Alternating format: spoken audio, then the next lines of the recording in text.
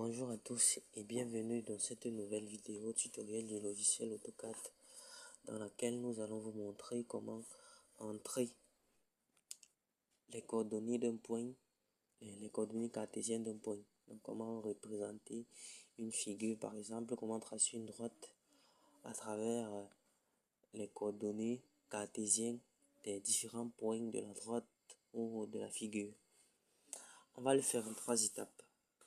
On va le faire avec une méthode, la méthode manuelle directe, puisqu'il existe plusieurs méthodes pour le faire.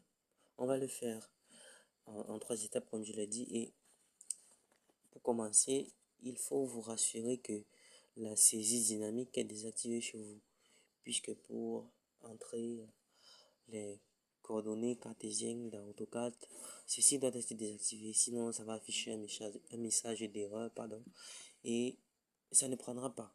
Deuxièmement, vous devez, comme vous le savez déjà, pour le rappeler, la virgule dans AutoCAD permet de séparer les coordonnées, X et Y par exemple d'un point, et le point dans AutoCAD permet de saisir le décimal.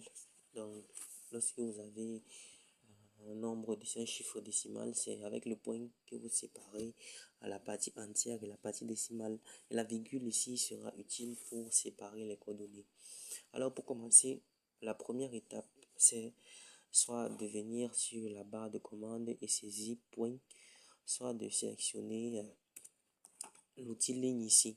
On va sélectionner l'outil ligne, c'est plus facile. On va sélectionner l'outil ligne. Lorsque vous sélectionnez l'outil ligne, vous ne cliquez pas sur l'interface de dessin.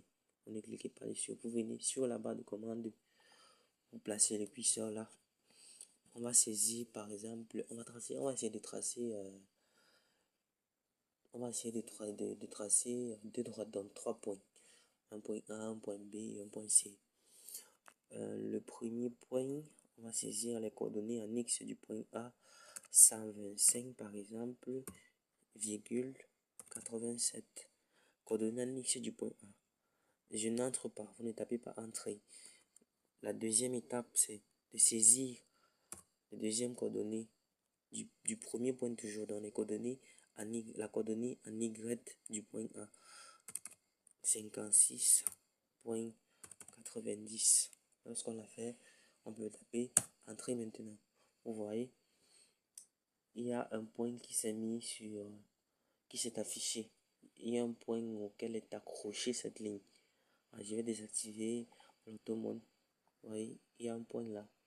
Donc, cette première méthode nous permet de saisir à partir par rapport à l'origine du repère. L'origine du repère d'AutoCAD que vous voyez là. C'est pour cette première méthode.